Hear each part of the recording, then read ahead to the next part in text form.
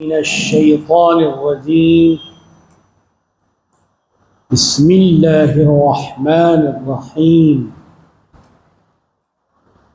يا أيتها النفس المطمئنة ارجعي إلى ربك راضية مرضية. وقال سبحانه وتعالى جل جلاله وعم نواله في شأن حبيبه المصطفى ورسوله المجتبى صلوات الله وسلامه عليه. إن الله وملائكته يصلون على النبي يا أيها الذين آمنوا صلوا عليه وسلموا تسليما. اللهم صل وسلم وزد وبارك على سيدنا محمد طب القلوب ودوائها وعافية الأبدان وشفائها ونور الأبصار وضيائها. وصلى الله عليه وعلى آله وصحبه أجمعين والحمد لله رب العالمين.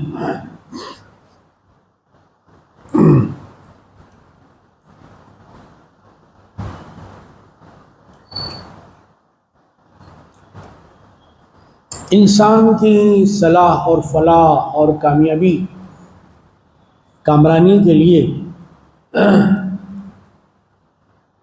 خود انسان کچھ نسخے بناتا ہے، کچھ فارمولے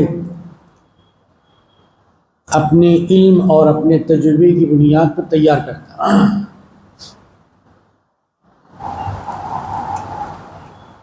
کچھ تجربوں میں انسان کامیاب ہو جاتا ہے، خوش ہو جاتا ہے. کچھ تجربے انسان کے ناکام میں ہو جاتے ہیں، وہ غمزدہ ہو جاتا ہے.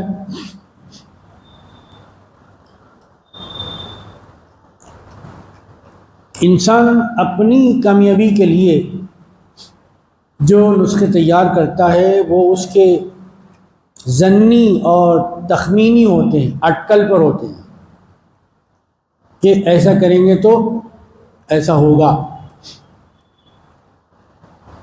اور یہ کریں گے تو اس کا یہ نتیجہ ہوگا. لیکن اللہ کا جو نسخہ ہوتا ہے، اللہ تعالیٰ کا جو طریقہ ہوتا ہے، فارمولہ ہوتا ہے، وہ بالکل کامیاب ہوتا ہے. کامیابی کے سوائے اور کوئی دوسرا لفظ بولا ہی نہیں جا سکتا. اور وہ بھی 100%. تو اللہ پاک نے ان نسخوں کو آزمانے کے لیے اس ہستی کو بنایا جس کا نام اللہ نے انسان رکھا. انسان کا ایک مطلب علماء ربانی نے یہ بتایا ہے کہ انسان یعنی مرکب من الخطأ والنسیان. انسان وہ ہے آب و آتش خاک و باد. آب و آتش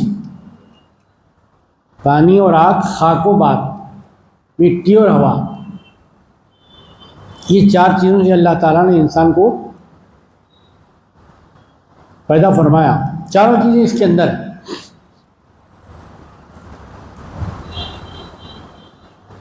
اور بھی کچھ چیزیں انسان کے اندر ہیں، لیکن بنیادی طور پر جو چیز ہے وہ انسان کے اندر ہے، وہ صفت جس کو خطا کہا جاتا ہے. خطا اب یہ الگ بات ہے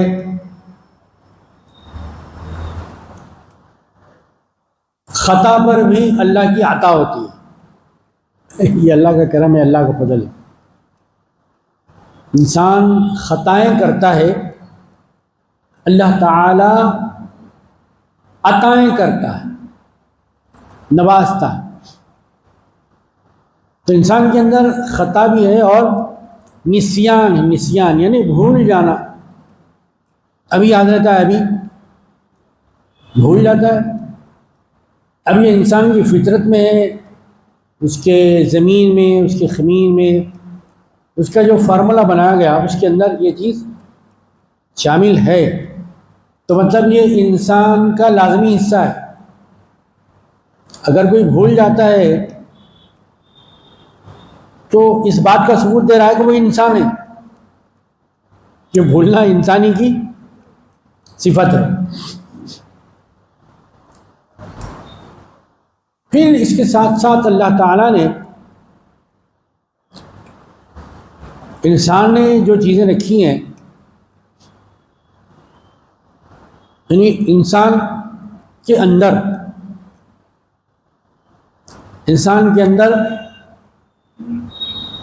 انسان کی جان ہے، جان،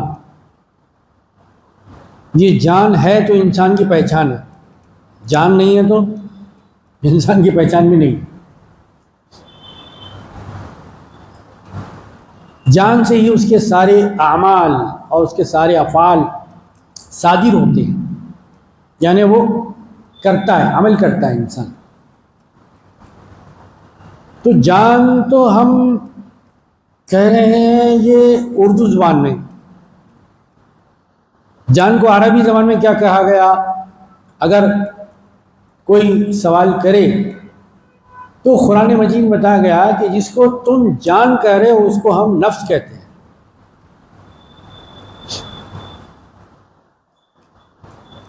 یعنی جاندار چیز، جان رکھنے والی، بے جان چیز کو نفس نہیں کہیں گے، بے جان کو تو مردہ کہیں گے، اس میں جان ہی نہیں ہے، حرکت ہی نہیں ہے۔ تو جس میں حرکت ہے جی اس کو کہتے ہیں جان۔ اب اس جان کا جو تعارف اللہ تعالیٰ نے قرآن شریف میں کروایا، اور یہ جان کب اچھی ہوتی ہے اور یہ جان کب بری ہوتی ہے، اچھائی کی طرف کب یہ راغب ہوتی ہے جان اور برائی کی طرف کب راغب ہوتی ہے۔ تو انسانی جان کے اندر خیر کا مادہ بھی ہے اور شر کا مادہ بھی ہے۔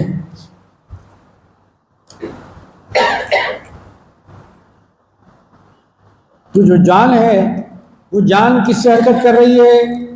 اس کا نام ہے روح، جان کا نام ہے نفس۔ نفس کی جمع آتی ہے عربی زبان میں نفوس، نفس کی جمع نفوس۔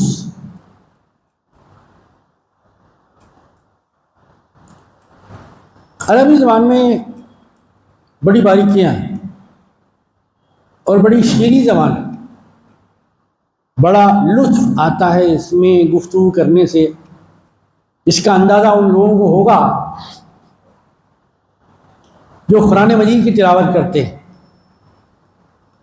قرآن پڑھتے ہیں۔ یہ بھی نفس کا معاملہ ہی ہے کہ اذان ہوتی ہے اور بعض لوگ نماز کی طرح لبیک نہیں کہتے، یہ بھی ایک مانتا ہے۔ یہ بھی ایک مانتا ہے کہ اذان ہونے سے 2 گھنٹے پہلے جمعہ کے دن مسجد میں آ جانا، یہ بھی نفس ہے، وہ بھی نفس ہے۔ وہ نفس خیر کی طرف آمادہ نہیں ہے، اور یہ جو نفس ہے اذان سے پہلے 2 گھنٹے پہلے، 3 گھنٹے پہلے مسجد میں آ جانا اور ذکر و اذکار میں، تسبیح میں، تحلیل میں، تکبیر میں رہنا، یہ بھی نفس کا خیر کا پہلو ہے۔ شر کا پہلو ہے کہ جماعت ہو رہی ہے، نماز ہو رہی ہے، چلے نماز، وہ نفس میں شر ہے۔ تو اللہ تعالیٰ نے فرمایا قرآن شریف کے اندر کل نفس دیکھیے ہر جان یعنی انسان ہی مراد نہیں ہے اس سے، ہر وہ چیز جس کے اندر جان ہے. کل نفس ذائقہ، پکاتے پکاتے کچھ چیز کیا کرتے ہیں آپ، چکھتے ہیں، کھٹی ہے، میٹھی ہے، جی کھاری ہے، کڑوی ہے، کسالی ہے، چکھتے ہیں آپ، چکھتے ہیں. چکھنا کتنی دیر کا ہوتا ہے؟ تھوڑی دیر کا ہوتا ہے. کھانے کو چکھنا نہیں کہتے، چکھنے کو کھانا نہیں کہتے. چکھنا چکھنا ہوتا ہے، کھانا کھانا ہوتا ہے.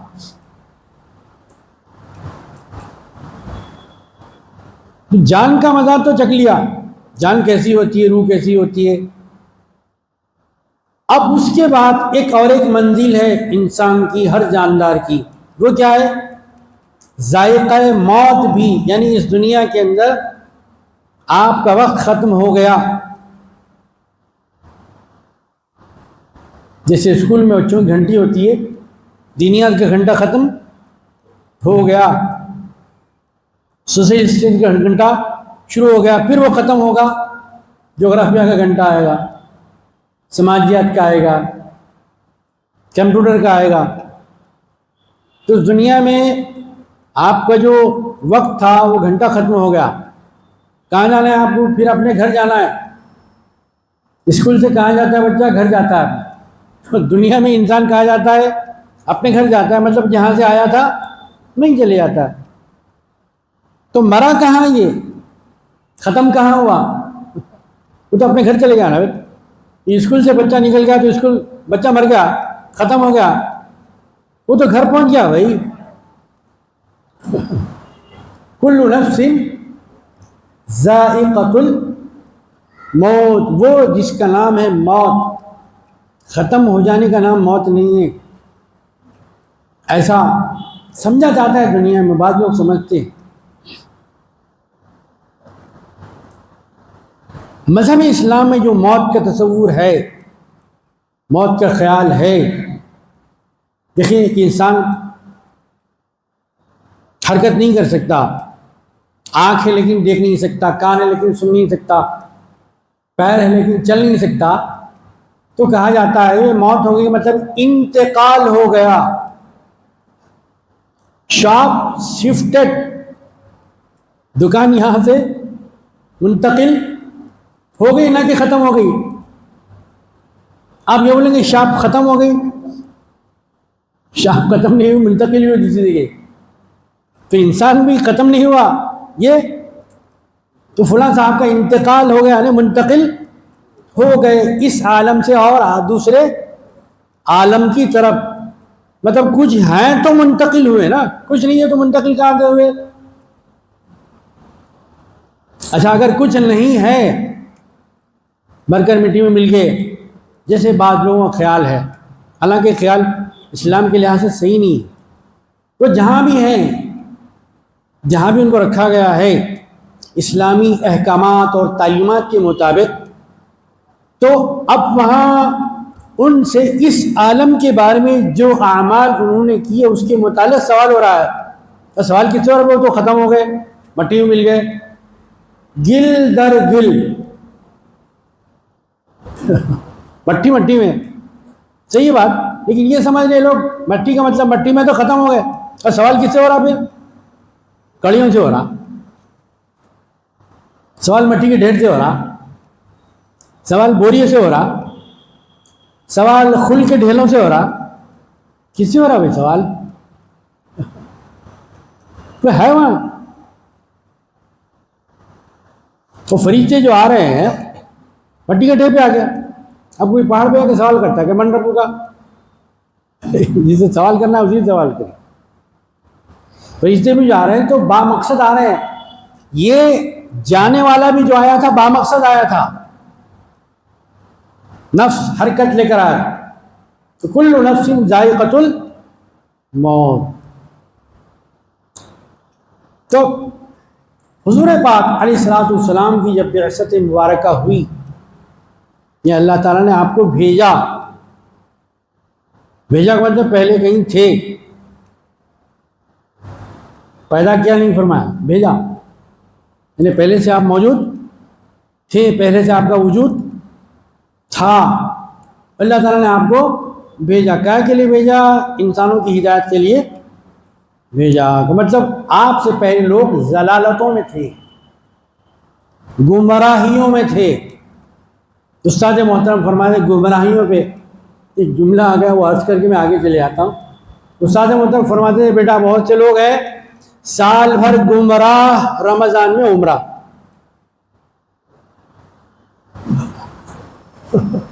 عمرہ کرنے سمجھتے آپ بالکل پاک ہو گئے، ایسا نہیں ہوتا۔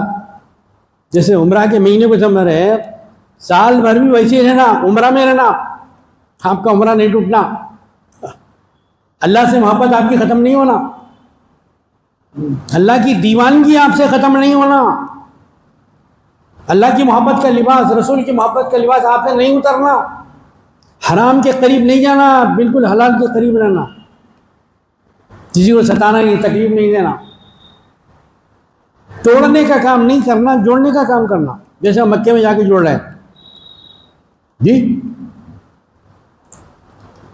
تو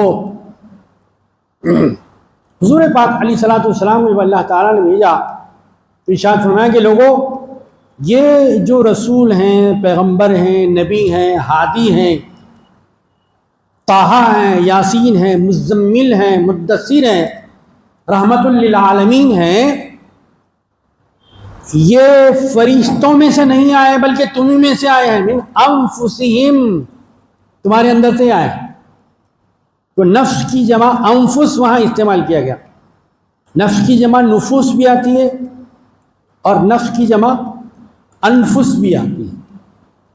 یہ انفس کا لفظ جو ہے آپ سنتے ہیں بار بار، نہیں تو ہر جمعہ تو سنتے ہیں آپ۔ وہ کیسے سنتے ہیں؟ سب سے پہلے کیا پڑھا جاتا ہے، چاہے وہ عربی خطبہ ہو یا اردو بیان،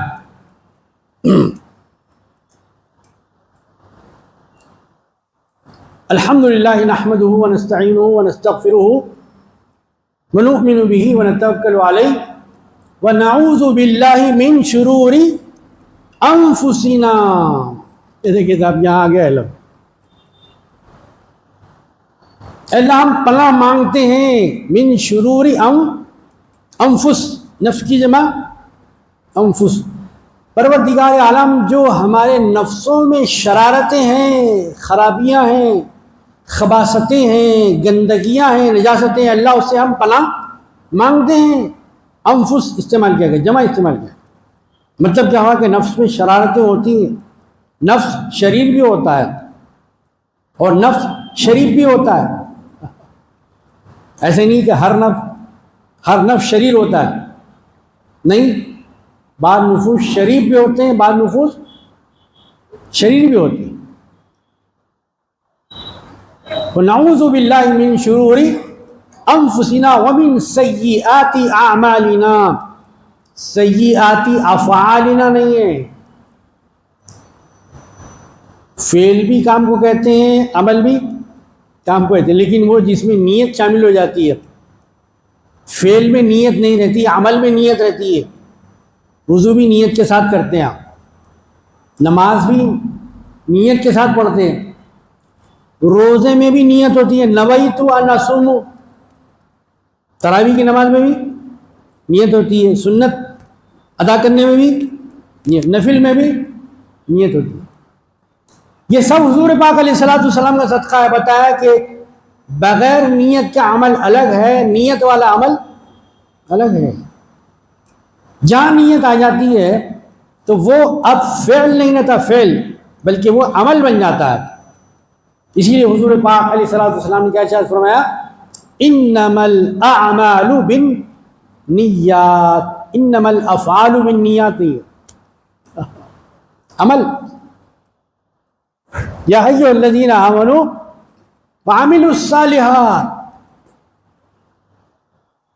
جی عمل کون سا کرنا ہے؟ صالح، نیک عمل۔ تو بہرحال حضور پاک علیہ الصلوۃ والسلام کی جب بعثت مبارکہ ہوئی تو اس وقت جو لوگ تھے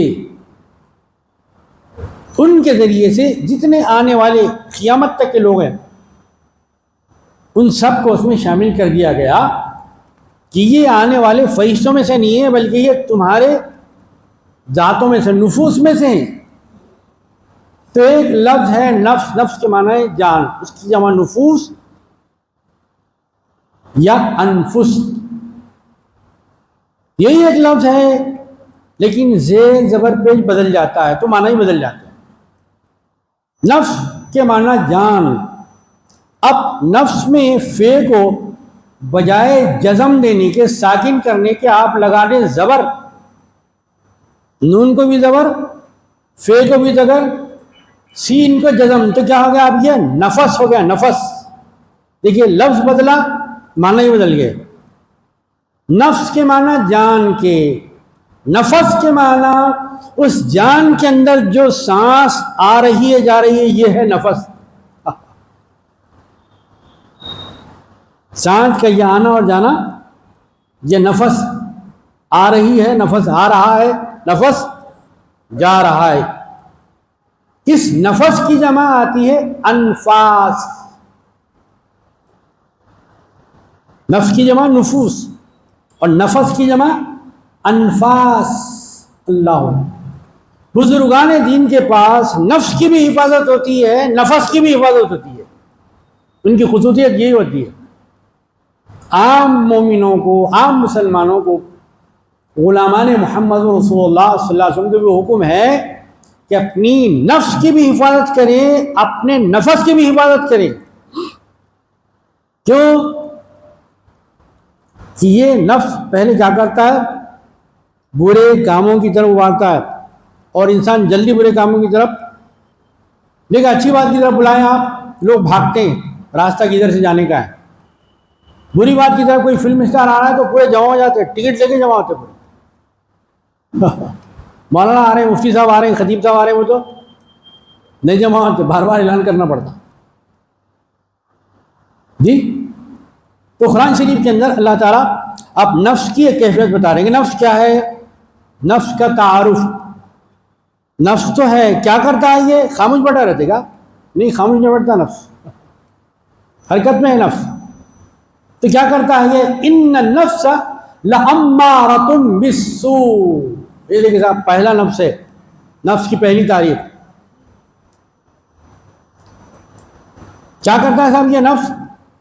امارہ، اس کا نام ہے نفس امارہ بالسوء۔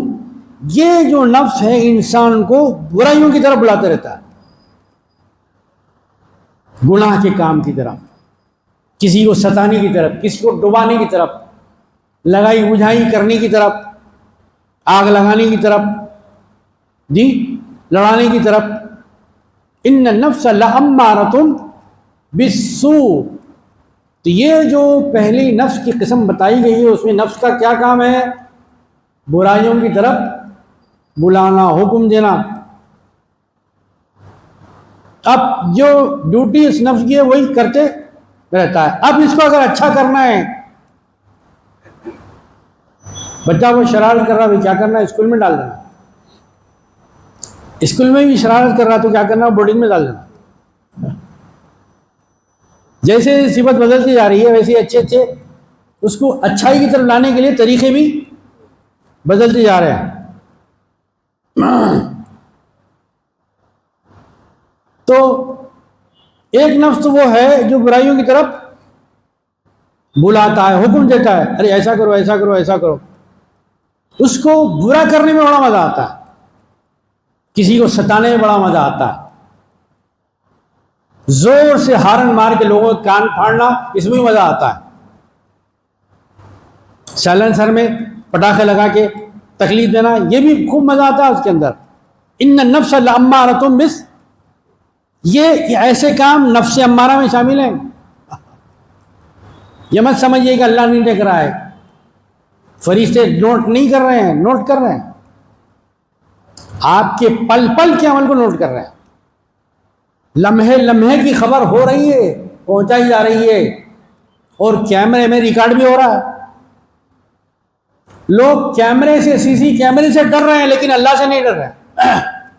سی سی کیمرے کا خوف، لیکن اللہ کا خوف نہیں ہے، بے خوف ہو۔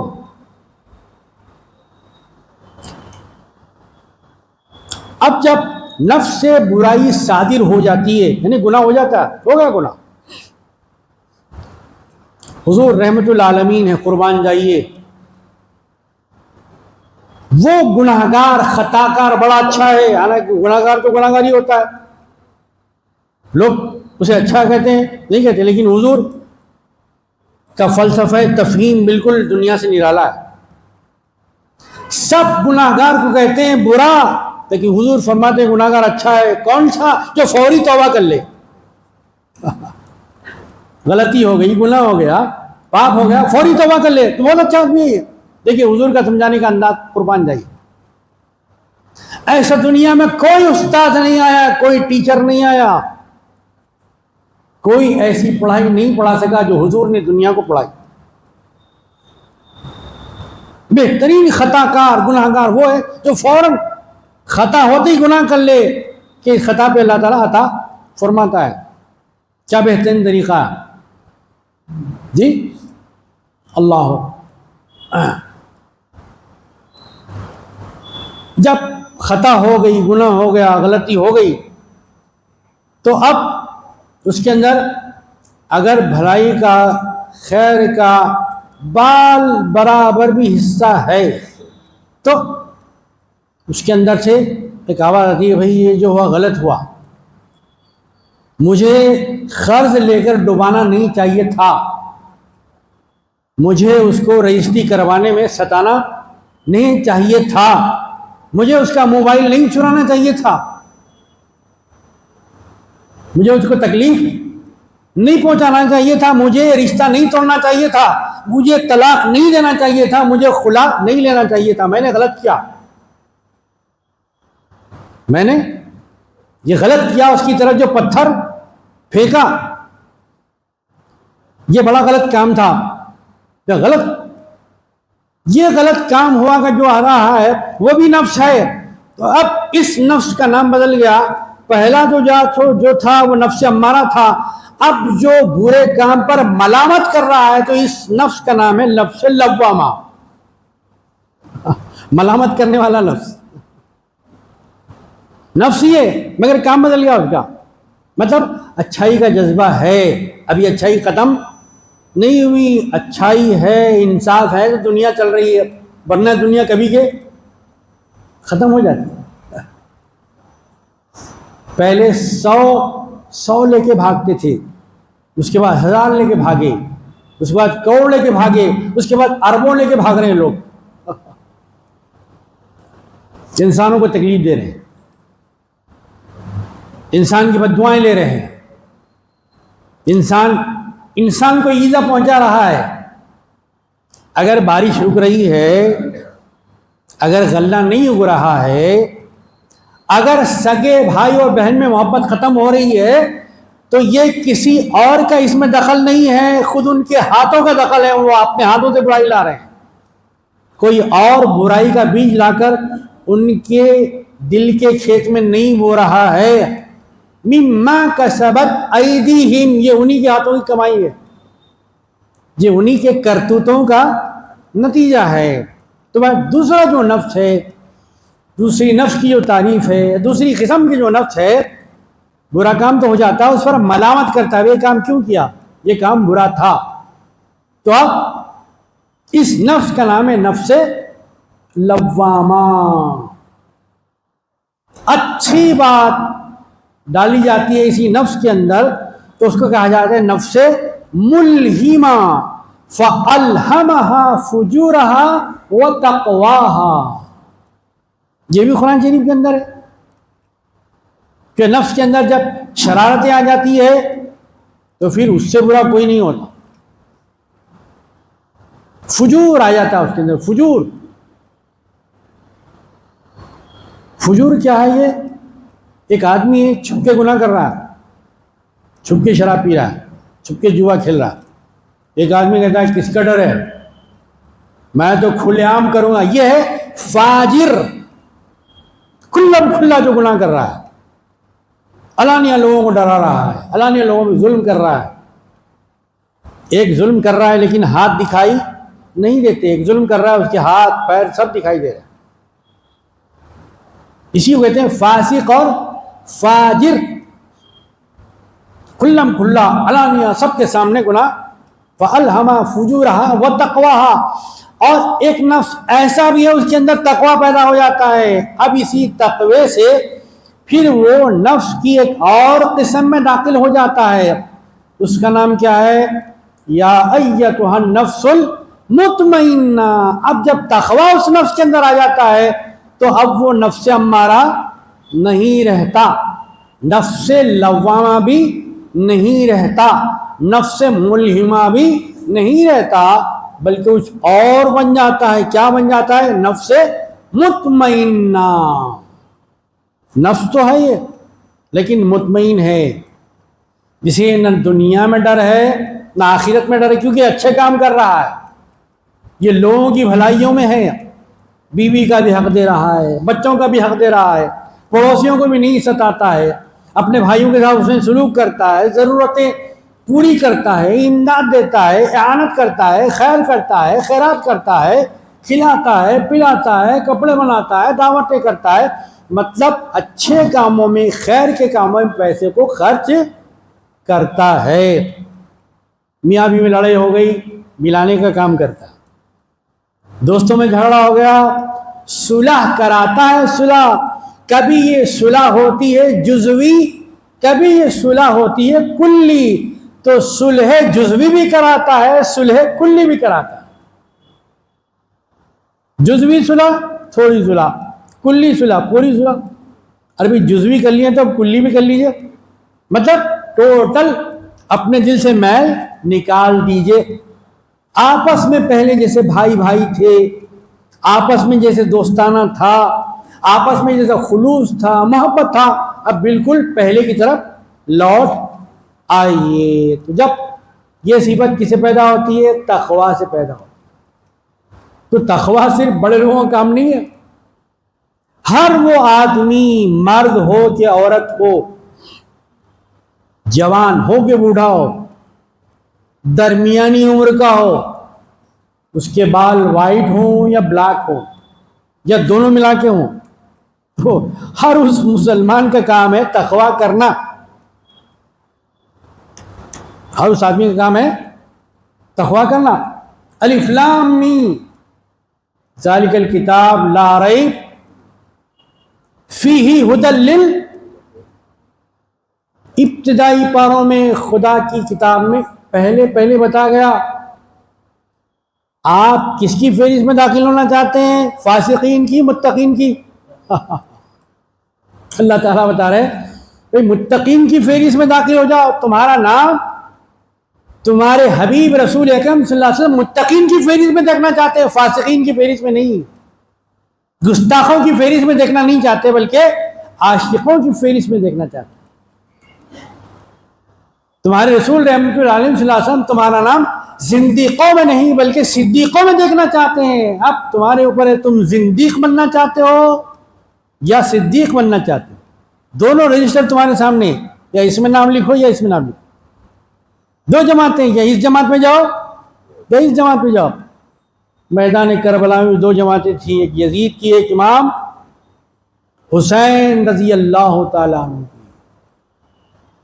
22,000 ایک طرف تھے اور 72 ایک طرف تھے، لیکن 22,000 کو کوئی بہتر نہیں سمجھتا، 72 کو بہتر سمجھتا ہے۔ یہ 72 ہیں، یہ کم ہیں، یہ قلیل ہیں، یہ مائنورٹی میں ہیں، لیکن صاحبان تقوی ہیں،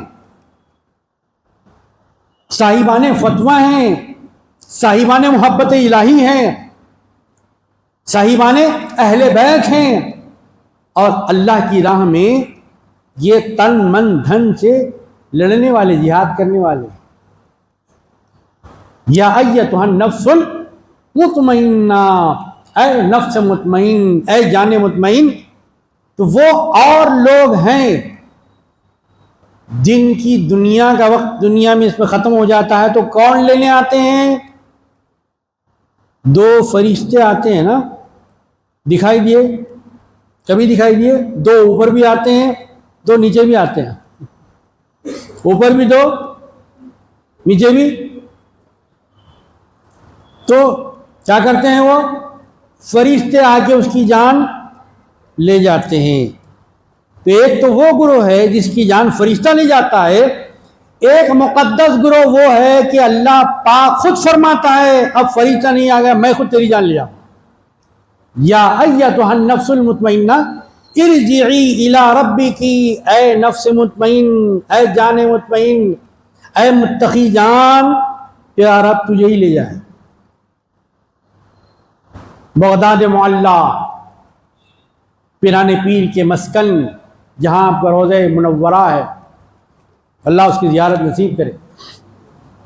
جی پیران پیر تو پیران پیر ہی تھے، وہاں کی رہنے والی خواتین بھی بڑی معلومات رکھتی تھیں، عورتیں بھی بڑی دیندار تھیں۔ ایک خاتون سے جو علم والی، تجربے والی تھیں، ان سے کسی نے پوچھا کہ آپ کہاں سے آ رہی ہیں؟ شہرت نے کہا اتنا بھی نہیں معلوم، دنیا میں رہتے ہو، کہاں سے آ رہے نہیں معلوم؟ میں نہیں معلوم، میں کہاں سے آ رہے ہوں؟ من اللہ، اللہ کے پاس سے آ رہی ہوں۔ یہ جملے نہیں ہیں، سبق ہے، سبق، اس کو کھولیے ایک کتاب بنے گی۔ کتنا پیارا جواب، کتنا مختصر جواب، مختصر مفید، شارٹ اینڈ سویٹ، اسی کو کہتے ہیں۔ کہاں سے آ رہے ہیں بھائی؟ نہیں معلوم آپ کو؟ نہیں معلوم؟ اللہ کے پاس سے آ رہے ہیں، من اللہ۔ اب پھر جب کہیں سے آ رہے ہیں تو کہیں جائیں گے بھی نا، کہاں جا رہے ہیں یہ بھی نہیں معلوم، کہاں جا رہے ہیں؟ الی اللہ، اللہ کی طرف جا رہے ہیں، اللہ کے پاس۔ انسان کی زندگی من اللہ سے الی اللہ تک، بس اتنا ہی ہے۔ اسی کے اندر پیدا بھی ہونا، جوان بھی ہونا، شادی بھی ہونا، پڑھنا لکھنا، لڑائی جھگڑے، زمین، یہ وہ، پھر اس کے بعد سبحان اللہ الحمدللہ لا الہ الا اللہ واللہ اکبر۔ اللہ ہی بڑا ہے، آپ بڑے نہیں ہیں۔ انا للہ و انا الیہ راجعون، سب اللہ کے پاس سے ہے بھائی، بھائی الیہ راجعون، اسی کی طرف لوٹ کے جانے والے ہیں اللہ۔ تو حضور پاک علیہ الصلوۃ والسلام کے صدقے میں نفس کی یہ تعریفات، وہ گروہ مقدس زیادہ اس کی طرف متوجہ ہوا جو یہ جاننے کی وجہ سے عارف کہلائے۔ عارف، عالم پڑھ کے بولتا ہے، عارف دیکھ کے بولتا ہے۔ بس ایک مختصر فرق اتنا سمجھ لیجیے، عالم کوئی چیز پڑھ کے بولتا ہے، عارف وہ ہے دیکھ کے بولتا ہے۔ عالم کا کام مطالعہ ہے، عارف کا کام مشاہدہ ہے۔ عالم کا کام پڑھنا ہے، عارف کا کام دیکھنا ہے۔ اسی لیے عالم باللہ نہیں کہتے، کہتے تو کم کہتے ہیں، لیکن عارف باللہ ضرور کہتے ہیں۔ اللہ کو جانا بھی ہے، اللہ کو پہچانا بھی ہے۔ یہی سے وہ مشہور مقولہ نکلا جس کے بارے میں کہا گیا، آپ نے بارہ سنا ہے، من عرف نفسہ، جس نے اپنے نفس کو پہچانا، جان کو پہچانا، میں کون ہوں، میں کیا ہوں، میں کس سے بنا ہوں، مجھے کس نے بنایا، کیوں بنایا، نہیں بناتا تو کیا ہوتا، بنایا تو کیا ہو رہا ہے۔ من عرف نفسہ، تو پھر اس کا نتیجہ کیا ہے؟ فقد عرف ربہ، جس نے خود ہی کو پہچان لیا، اس نے خدا کو پہچان لیا۔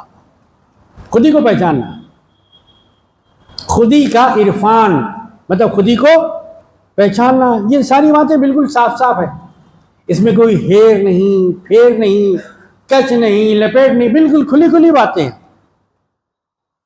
حضرت خاتم الخلفاء الراشدین سیدنا علی مرتضی کرم اللہ وجہہ رضی اللہ تعالیٰ عنہ علیہ السلام، علی رسولہ وعلیہ السلام، ایک مقام پر ارشاد فرماتے ہیں، کس کے بارے میں؟ انسان کے بارے میں۔ کیا مخاطب فرما رہے انسان سے آپ؟ اتحسب انک جرم صغیر، اے انسان کیا سمجھتا ہے اپنے آپ کو. تیری تعریف کیا ہے معلوم ہے؟ انسان کا انسان سے تعارف. سیدنا علی رضی اللہ عنہ کون کرا رہے ہیں؟ جن کے بارے سرکار نے فرمایا کہ میں علم کا شہر ہوں تو سیدنا علی اس کے دروازہ ہیں. منبر پر ٹھہر کر سیدنا علی مرتضیٰ رضی اللہ عنہ فرماتے تھے سلونی سلونی، مجھ سے پوچھو کیا پوچھنا چاہتے ہو. یہ کون کہہ سکتا ہے؟ جس کے پاس معلومات کا سمندر ہو. ہمارے اس علاقے میں، دکن کے علاقے میں ایک بہت بڑے عالم دین، ایک علم نہیں کئی علم جانتے تھے، تو ان کا لقب کیا ہوگا؟ بحر العلوم. علوم کے سمندر، علم کا سمندر نہیں. 1300 سال کے بعد سرکار دو عالم صلی اللہ علیہ وسلم کے امتی اتنا پڑھے تو دنیا ان کو بحر علوم کہنے لگی. اور وہ کس کو بحر علوم مانتے تھے؟ وہ سیدنا علی کو بحر علوم مانتے. سیدنا علی کے علم کا عالم کیا ہوگا کہ راز سرکار نے حاصل فرمایا تھا. راز سرکار. سلونی، مجھ سے پوچھو میں بتاؤں گا تم کو. زمین کا مسئلہ مجھ سے پوچھو، آسمان کا مسئلہ، دنیا کا مجھ سے پوچھو، آخرت کا مجھ سے پوچھو. اللہ. عزیزان محترم، تو بہرحال یہ جو نفس ہے اس کی کئی خصوصیتیں ہیں. یہ کب اچھائی میں ڈھلتا ہے؟ جب اچھوں کی صحبت میں رہے گا. آخری بات یہ سیدنا علی مرتضیٰ رضی اللہ تعالیٰ کی ایک بہت بڑے اپنے وقت کے پہلوان جو تمغہ یافتہ تھا، میڈل لیا ہوا تھا، میڈل ایوارڈ لے کے، اس نے کہا کہ آپ مجھ سے کشتی کیجیے، مجھ سے لڑیے. آپ نے کہا کہ میں جیسے رات کی تنہائیوں میں اپنے پروردگار کے سامنے مسلح پر رہتا ہوں، ویسے مجھے میدان میں اچھا طرح جانتا ہے. اس فن سے بھی میں واقف ہوں. پہلی مرتبہ سا مقابلہ ہوا اور سیدنا علی مرتضیٰ رضی اللہ عنہ نے اسے پچھاڑ دیا، شکست دے دی. اس نے کہا کہ نہیں صاحب، مجھ سے تھوڑا غفلت ہوگی. ایک اور مرتبہ، دوسری بار بھی آپ نے پہلے سے کہیں زیادہ تیزی سے شکست دے دی. اس نے کہا کہ صاحب نہیں صاحب، مجھ سے بھول ہو رہی ہے، کیونکہ اس کے قوم کے لوگوں کے سامنے اس کی ذلت ہو رہی تھی. وہ اپنے آپ کو بہت بڑا ثابت کر رہا تھا. کہ ایک اور مرتبہ، تیسری مرتبہ ایسا ہوا کہ سیدنا علی مرتضیٰ رضی اللہ تعالیٰ نے تیسری مرتبہ اسے پچھاڑ دیا. اب ایسا پچھاڑا کہ اٹھ کر یہ بار بار سوال کر رہا ہے، اپنی بھول لا رہا ہے، غفلت لا رہا ہے. آپ نے اسے کیا اور سینے پہ بیٹھ گئے. اب نہ اٹھے گا نہ سوال کرے گا. بہت ہی ذلیل اپنے آپ کو محسوس کر رہا تھا، شرمندہ محسوس کر رہا، لوگوں کے سامنے منہ دکھا نہیں سکتا تھا. تو آدمی کیا کرتا ہے، اپنے آپ کو جب ذلیل محسوس کرتا ہے تو کچھ بھی ایک حرکت کر دیتا ہے. اس آدمی نے بھی جو اپنے بڑا بڑا پہلوان کہتا تھا، بڑے موذی کو مارا، گر نفس امارہ کو مارا. بہت بڑے تکلیف دینے والا کون ہے؟ سب سے پہلے انسان کا نفس ہی ہے. جب اس کو نیچے کر دیا، سیدنا علی سینے میں بیٹھ گئے، تو اس نے اپنا غصہ نکالنے کے لیے آپ کے اوپر تھوک دیا. بڑی مشہور بات. اب سیدنا علی رضی اللہ کو کیا کرنا چاہیے تھا؟ اس کو زندہ چھوڑنا چاہیے تھا. ہم تو یہ کہتے ہیں میں تو زندہ نہیں چھوڑوں گا، یہ ہمارا عمل ہے. لیکن وہ صحابی تھے، پڑھے لکھے تھے، صاحب تقویٰ، صاحب فتویٰ تھے، جانتے تھے نفس کو، نفس کی برائیوں کو. آپ نے کیا کیا؟ تو نے تھوک دیا، چھوڑ دیا. وہ حیرت ہو گیا، مجھے تو آپ مار دینا چاہیے تھا، ختم کر دینا چاہیے تھا، آپ نے چھوڑ دیا.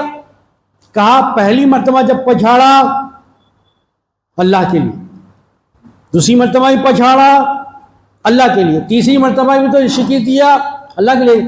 جب تو نے مجھے تھوک دیا، اب تجھے مارنا نہیں چاہتا، میں نفس کو شامل نہیں کرنا چاہتا تھا بیچ میں. یہ سیدنا علی کے چاہنے والوں کے لیے دعوت ہے، سبق ہے. اے علی کے چاہنے والوں، سیدنا علی کیسے تھے، تمہارا کردار کیا ہے؟ سیدنا علی کا کردار کہ بڑے سے بڑے دشمن معاف کر رہے ہیں، ہم تو بیوی کو معاف کرنے تیار نہیں، بیوی شوہر کو معاف کرنے کے لیے تیار نہیں، اور سیٹھ صاحب نوکر کو معاف کرنے، باپ بیٹے کو معاف کرنے، استاد شاگرد کو معاف کرنے تیار نہیں۔ سیدنا علی نے ارشاد فرمایا جہاں اللہ ہے وہاں میں اپنے نفس کو داخل کرنا نہیں چاہتا تھا، ہمارے پاس تو نفس ہی نفس ہے، اللہ کا ہے پتہ نہیں۔ ان النفس لامارۃ بالسوء، نفس کا کام یہ شرارت کرنا، شرارت کے راستے پہ لے جانا، برائی کے راستے پہ لے جانا۔ یہ نفس کا تعارف قرآن میں مختصر میں نے آپ خدمت میں رکھا ہے، تفصیل سے آپ پڑھنا چاہتے ہیں قرآن یہاں بھی مسجد میں موجود ہے، آپ کے گھر میں بھی ہوگی، جزدان میں ہوگی، نکالیے، خوبصورت بکس میں ہوگی، یا گھر میں نہیں ہے تو کم از کم جہیز میں دیا ہوگا، اسی کو نکالیے۔ جی ایک ماسٹر صاحب نے کہا کہ ہم اپنے کالج میں ایک لائبریری بنا رہے ہیں۔ جی سر، تو ہم کو کیا کرنا ہے؟ تو آپ کو کچھ نہیں کرنا ہے، بس آپ کے پاس جو ایکسٹرا بکس ہیں، آپ کے گھر میں کتابیں ہوں گی نا، جو کتاب نہیں پڑھی جاتی ہے، جس کو رکھ دیا آپ لوگوں نے، وہ لے کے آئیے تاکہ آپ کا بھی کنٹریبیوشن ہو جائے کالج کی لائبریری میں۔ سب بجے جی سر ہم لے کے آئیں گے۔ اب بچے کتابیں لے کے آئے، استاد دیکھے بہت خوش ہو گئے، ارے ماشاءاللہ سب بچے لے کے آئے۔ اب جب اٹھا کر ساری کتابوں کو دیکھا تو ساری کتابیں قرآن تھی۔ سر ہمارے گھر میں یہ کتاب پڑھی نہیں جاتی، اس لیے ہم لے کے آئے لائبریری میں رکھنے کے لیے۔ اللہ اکبر۔ عزیزان محترم، یہ قرآن کے ساتھ ہمارا سلوک، یہ قرآن اب تو خاموش ہے دنیا میں، ہماری دنیا، ہم بول رہے ہیں، لیکن اس دنیا میں ہم خاموش گونگے ہو جائیں گے، قرآن بولے گا پروردگار آج مجھے زبان عطا فرما، میں بولوں گا کیا کرتا تھا، کیا کھاتا تھا، پیسے نہیں گزارتا تھا، کتنے دھوکے دیتا تھا، کتنے لوگوں کو لوٹتا تھا۔ پروردگار آپ نے تو پڑھنے کے لیے بھی آیا تھا، عمل کرنے میں آیا، انہوں نے تو مجھے چھوڑ دیا، چھوا بھی نہیں، ہاتھ بھی لگا۔ جب دیکھے طہارت کا وعدہ کرتے تھے، مجھے طہارت ہے ہی نہیں، حالانکہ طہارت کے بارے میں آیا ہے الطہور شطر ایمان، پاکی آدھا۔ اب جس کے بعد پاکی نہیں ہے تو اس کے بعد آدھا ایمان 50% ہے۔ اگر وہ 50% کی حالت میں یہاں سے چلے گیا، موت کا فرشتہ آ گیا، اس کے بعد تو باقی 50% کہاں سے لائے گا؟ تو قرآن 50% کے لیے تیار نہیں کرتا، 100% کے لیے تیار کرتا ہے۔ نفس کو بھی 50% نہیں رہنا چاہیے بلکہ 100% رہنا چاہیے۔ اللہ تعالیٰ نفس کی ان صورتوں کو پہچاننے اور نفس سے مطمئن بننے کی توفیق عطا فرمائے۔ وآخر دعوانا الحمدللہ سنت